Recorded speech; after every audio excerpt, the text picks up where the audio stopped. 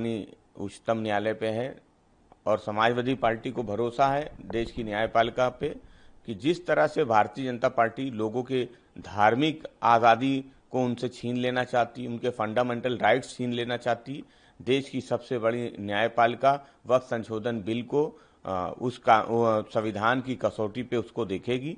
और भरोसा है समाजवादी पार्टी को कि देश की सबसे बड़ी अदालत जिन मुद्दों पे पूरे विपक्ष को आपत्ति थी, पूरे देश में बहुत बड़े एक समाज को आपत्ति थी, उन बिंदुओं को देश की न्यायपालिका देखेगी और एक अच्छा आदेश देश की न्यायपालिका से आ जाएगा। कांग्रेस के यूपी के प्रदेश अध्यक्ष अजय राय की तरफ से कल एक वीडियो जारी किया गया जिसमें उन्होंने राफेल पर नींबू मिर्च टांगा था और कहा था कि ये खिलौना है क्या? देखिए, देश की सुरक्षा से जुड़े हुए जो भी राफेल की बात हो जाए, बोफर्स की बात हो जाए, इन पे राजनीति नहीं होनी चाहिए। समाजवादी पार्टी समझती कि कोई राजनीति का मुद्दा नहीं है, इसलिए कभी बोफर्स को लेके भाजपा इस तरीके की बातें करती थी, आज कांग्रेस के लीडर इस तरीके की बात कर रहे हैं, तो समाजवादी पार्टी समझती है कि ये बिल्कुल भी उचित नहीं है कि इस तरीके की बातें करना। हम समाजवादी लोग समझते हैं कि अजय राय जी को इस तरीके की बात नहीं करनी चाहिए। सर, उत्तर प्रदेश में नेपाल से सटे तमाम जिलों में अवैध मदरसों का ध्वस्तीकरण और ताला बंद करने की कार्रवाई जारी है। भारतीय जनता पार्टी की सरकार जानबूझ के जो अल्पसंख्यकों के धर्म स्थल हैं या मदरसे हैं उन पे कार्रवाई कर रही। कई मामले ऐसे हैं जिसमें न्यायपालिका में मामले विचाराधीन रहे, उन पे भी कार्रवाई हुई। और ये कार्रवाई केवल उत्तर प्रदेश ही नहीं, महाराष्ट्र में कार्रवाई हुई अल्पसंख्यकों के पे।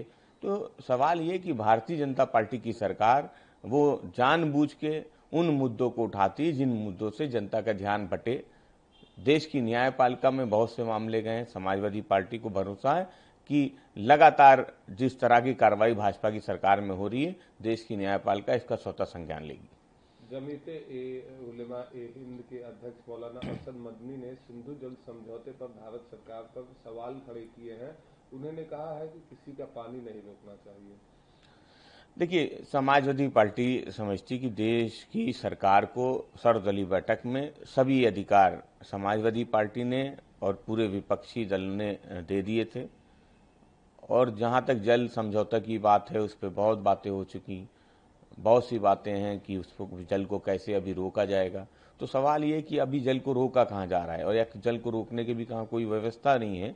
लेकिन समाजवादी पार्टी को सरकार के साथ जो भी फैसले हैं उनके साथ समाजवादी पार्टी खड़ी। हमने पहले दिन से इस बात को कहा था, इसलिए मौलाना के बयान पे हमें कोई टिप्पणी नहीं करनी। सर, एक और सवाल, कल समाजवादी पार्टी के राष्ट्रीय अध्यक्ष अखिलेश यादव की प्रेस कॉन्फ्रेंस की जिन तमाम मुद्दों पर बात की, उन्होंने कहा कि उत्तर प्रदेश में भ्रष्टाचार चरम सीमा पे है और हर जगह पैसा लिया जा रहा है। देखिए, आदरणीय अखिलेश यादव जी ने जो बात कही वही बात भारतीय जनता पार्टी के बड़े नेता पहले भी कह चुके हैं, खुद अपनी सरकार के लिए कह चुके हैं कि थाने और तहसील में कोई बिना पैसे के कोई काम नहीं होता, किसी विभाग में किसी में कोई काम नहीं होता।